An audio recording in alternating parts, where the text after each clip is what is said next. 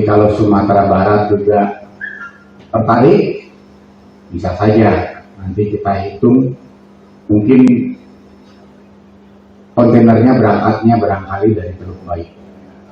Di mana? Jadi artinya kita akan kirim ke Eropa. Di LKKS baik provinsi maupun kabupaten, kota, substansinya persatu memberdayakan diri sendiri, dan nomor dua memberdayakan masyarakat. Jadi betul-betul berdaya, tidak sekedar kata-kata ini tidak enak, tapi ya terpaksa saya ucapkan, tidak sekedar mengemis.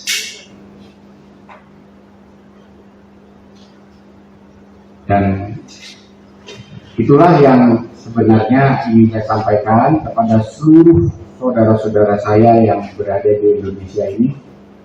Kalau seandainya kita semua bisa melakukan itu,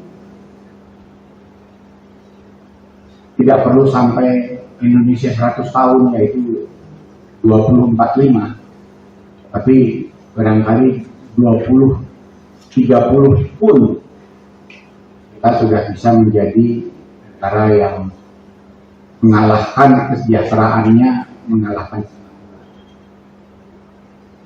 Karena di Singapura itu sudah tidak ada yang mengemis, semuanya ya. Dan ada satu mindset, mungkin ini bisa digunakan oleh Pak Ibu dari dinas. Mindsetnya adalah tidak menyediakan lapangan pekerjaan. Tidak menyediakan lapangan. Jadi seperti Ibu Bupati, mungkin Bapak dulu waktu kampanye bikin statement atau bikin pernyataan atau janji ingin menyediakan lapangan pekerjaan yang perlu khususnya buat Sumatera Barat, karena ini sudah terbukti selama ini dari sebelum Indonesia merdeka, yaitu yang diperlukan oleh bangsa kita adalah lapangan usaha.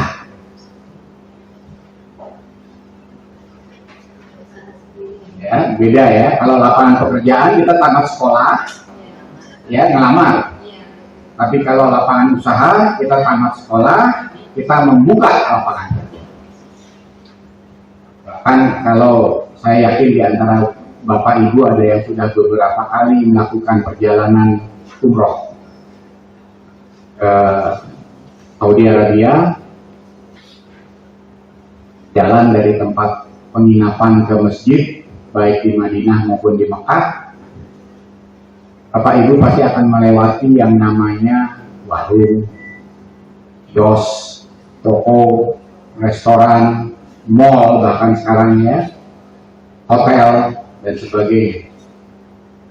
Kalau Bapak Ibu masuk ke situ, akan dilayani oleh pekerja yang semuanya adalah warga negara asing, bukan warga negara Arab. Bapak Ibu akan ketemu orang Bangladesh, orang mungkin Filipina, Indonesia, apalagi yang bekerja di pekerjaan umum, perbaiki jalan, perbaiki trotoar dan sebagainya, itu kebanyakan orang Bangladesh, orang Pakistan. Masuk yang bekerja di dalam masjid, di dalam grup. Itu semua adalah WNA, warga negara asing. Terus yang punya usahanya kemana? Kalau kita misalnya mampir ke toko atau ke warung atau apa gitu, yang punya restorannya atau punya kiosnya kemana? Dan mungkin mereka ada di London, mungkin mereka ada di Frankfurt, mungkin ada di Hong Kong, mungkin ada di Jakarta. Karena mereka memiliki program khusus. Sengaja saya sampaikan, paling tidak ada suatu mindset baru bagi Bapak dan Ibu. Selama ini kita dalam membangun itu ada suatu kesalahan di dalam struktur pembangunan kita. yang kita bangun adalah lapangan pekerjaan, sehingga warga negara kita kebanyakan menjadi guru.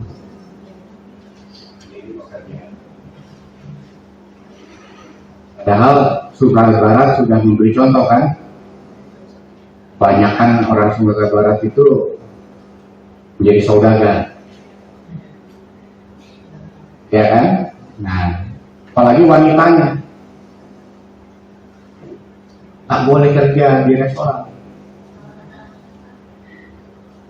Coba kita sekarang di Jakarta pun, atau bahkan kita pergi ke Sulawesi, jangan di Jawa, kita pergi ke pulau-pulau yang lain, masuk ke restoran yang namanya restoran Padang, tidak ada pelayan restoran perempuan, karena wanita dihormati sekali, laki yang harus bantu.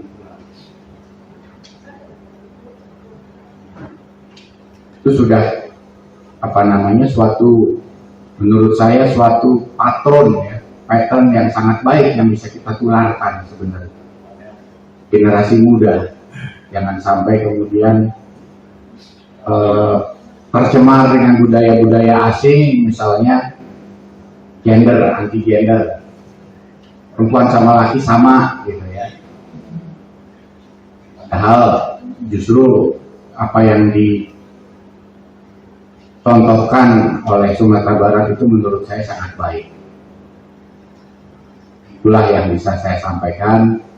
Saya persilahkan kepada Ketua Umum LKKS Agam, Ketua Umum atau Ketua? Ketua saja. Ya, saya tambahin umum lah. Ya. Kalau umum itu plat kuning.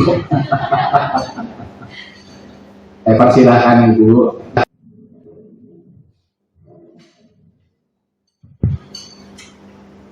Bismillahirrahmanirrahim. Assalamualaikum warahmatullahi wabarakatuh. Hormati Bapak Ketua Umum DNIKS Pusat beserta pengurus. Selanjutnya yang saya hormati Kepala Dinas Sosial Kabupaten Agam. Yang kami hormati Bapak dan Ibu pengurus LKKS Agam yang sudah hadir di ruangan ini.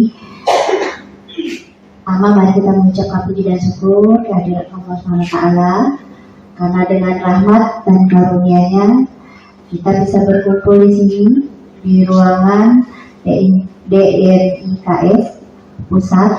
Alhamdulillah Pak, kita ada sekitar 16 orang rombongan dari Kabupaten Agam. Selanjutnya salam dan salawat kita sampaikan kepada Nabi besar Nabi Muhammad SAW yang sudah mengangkat harkat martabat kaum perempuan sebagaimana yang kita nikmati saat ini. Terima kasih kami ucapkan kepada Bapak beserta pengurus yang sudah menerima kami, dan kami merasa senang sekali Pak, dan ternyata Bapak tidak asing lagi dengan Kabupaten Agam. Ternyata waktu perpindahan ibu kota kami, Bapak ternyata ada menyaksikan atau andilnya juga ternyata. Alhamdulillah. Jadi kami berjumpa orang awak juga ternyata Bapak bisa juga bahasa Padangnya. Kami LKKS Kabupaten Agam, syukur alhamdulillah kami ada di support dari Pemda kami. Jadi untuk kalau tadi Bapak bilang Bapak ada dapat tiap bulan 25 juta, alhamdulillah ya Pak ya LKKS. Kalau kami alhamdulillah juga yang untuk 2023 ini kami di 2022 kita ada anggaran sekitar 75 juta dari pemerintah. Jadi kami setahun alhamdulillah. Nah, adapun kegiatan kami KKS Kabupaten Agam, yang pertama kami melakukan koordinasi dengan lembaga-lembaga sosial, instansi terkait, Basnas Agam dan donatur-donatur. Yang kedua, kunjungan di lapangan kesejahteraan sosial atau panti-panti sosial yang ada di Kabupaten Agam. Kami juga memberikan paket lebaran bagi anak yatim dan lansia yang terlantar. Kami juga melakukan paket sembako untuk keluarga yang kurang mampu. Kami juga melakukan pelaksanaan jambore anak disabilitas dalam rangka peringatan Hari Disabilitas. Dan insya Allah untuk tahun ini kami melaksanakan jambore di tanggal 3 November 2022. 3 Desember 2022. Mungkin kalau Bapak ada waktu dan kesempatan, kami mengundang Bapak untuk hadir di Jambore kami nanti di 3 Desember Pak, kalau bisa. Selanjutnya kami juga ada melaksanakan pelaksanaan bimbingan teknis bagi pengurus LKKS dan LKS Kabupaten Agam, dan memberi bantuan. Kami juga memberi bantuan gerobak dorong untuk bantuan usaha bagi keluarga yang kurang mampu yang bekerja sama dengan Ibu Janito Peduli Jakarta.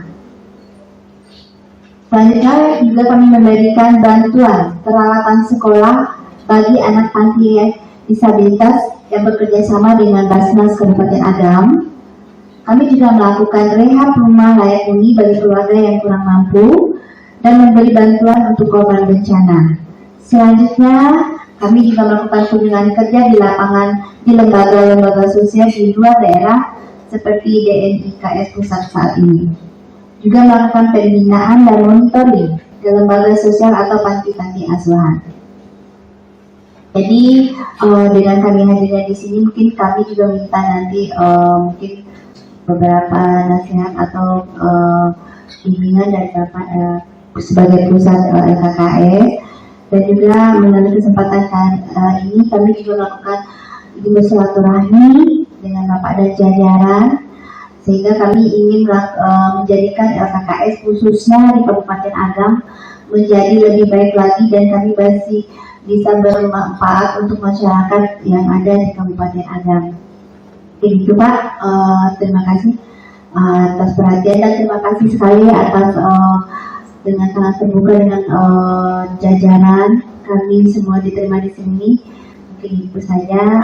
Assalamualaikum warahmatullahi wabarakatuh.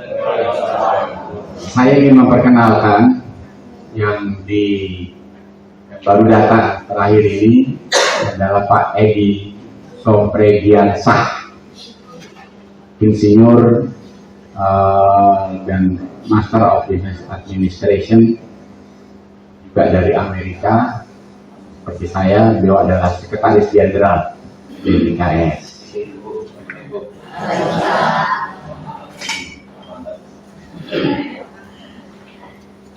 Sedangkan yang sebelah kiri saya yang juga menggunakan kemeja putih itu adalah Bapak Yusuf Jamal. Pak Yusuf Jamal adalah Wakil Sekretaris Jenderal.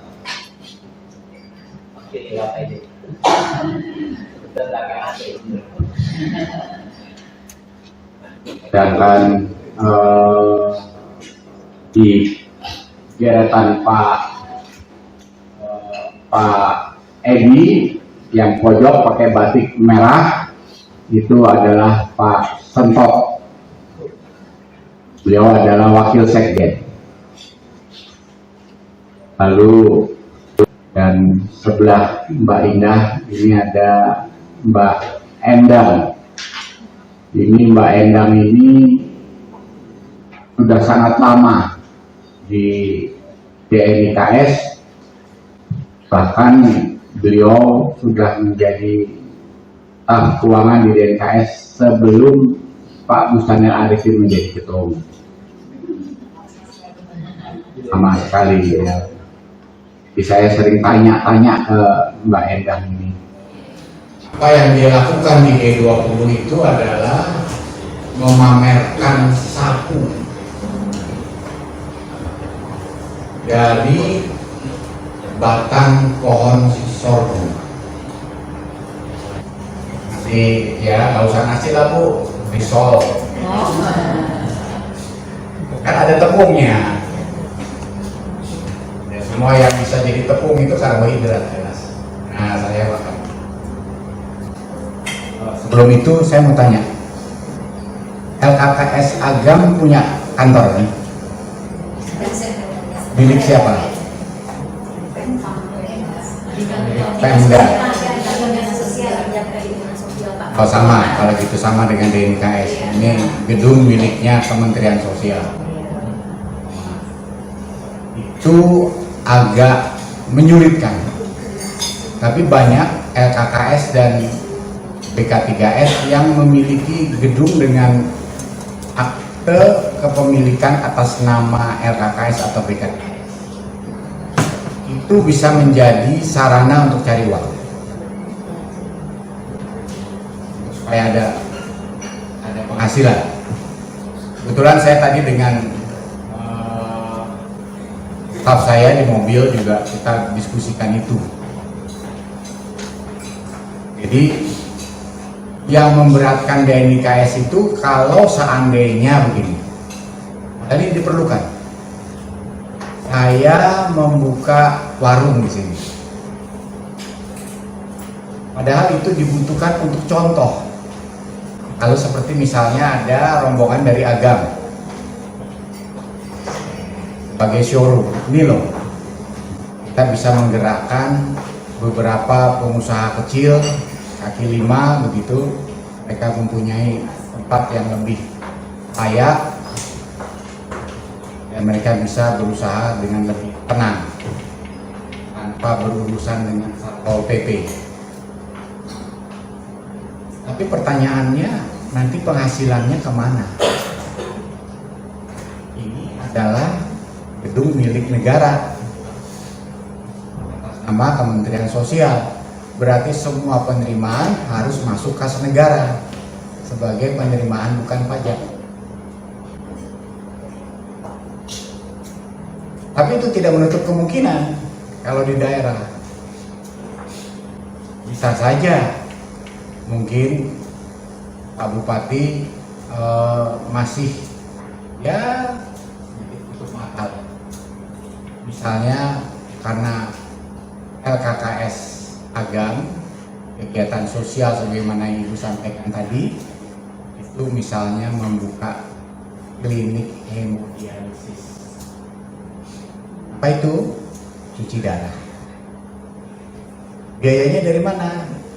Dari BPJS. Investasinya dari mana? Mungkin bisa pinjam dari Basnas. Bagi Basnas kan pinjam, bukan sumbangan. Nanti di pembukuannya Basnas yang tadinya uang dicatat sebagai benda. Selanjutnya juga kami memberikan bantuan peralatan sekolah bagi anak panti disabilitas yang bekerja sama dengan Basnas Kabupaten Agam. Kami juga melakukan rehab rumah layak huni bagi keluarga yang kurang mampu dan memberi bantuan untuk korban bencana. Kami menginginkan atau dalam gambaran kami mendapatkan gambaran kegiatan-kegiatan DNIKS yang bisa kami perbandingkan atau kita lihat untuk diterapkan. Malah lebih dari itu. Ternyata memang ada beberapa hal. Yang pertama kami lihat tadi kemandirian. Asal berdirinya DNIKS. Nah tentu di daerah kita juga ada namanya LKKS atau kerja sosial. Itu kan benar-benar sosial ya Pak Ketum. Kita nggak mikirkan berapa uangnya untuk turun, karena kami juga di sini membawa pekerja sosial. Itu ada komponen. Beliau sangat aktif sekali turun ke bawah dan tidak memikirkan berapa anggaran untuk turun untuk membantu kesejahteraan masyarakat. Belum ketemu akhirnya seperti misalkan kalau Bapak bicarakan tadi tentang masalah ini forum-forum sosial berbentuk koordinasi itu adalah LKKS karena itu undang-undang paling tinggi, undang-undang nomor 11 tahun 2009 pasal 42 atau LKS yang dibawa. Nah di bawah kamar-kamar itu program apa itu? Ada panti asuhan, ada lansia, ada anjal, ada PSM, ada Karang Taruna. Jadi LK2S atau LKS yang dikoordinir siapa sih gitu? Adalah saya bisa mewakili DKI Jakarta. Jadi LKS itu Permensos yang tadinya menyebutkan itu panti asuhan, yang menyatakan sebutan panti asuhan dan panti asuhan masuk anak sudah tidak lagi, makanya diakumulasikan menjadi LKSA gitu, lembaga kegiatan sosial anak. Di Munas kemarin, di Munas kemarin itu sudah komplit, tidak ada lagi PSAA, jadi semua forum nasional LKSA. Di DKI itu begitu. Karena DKI implisit. Di DKI ini Bu, non party menjamu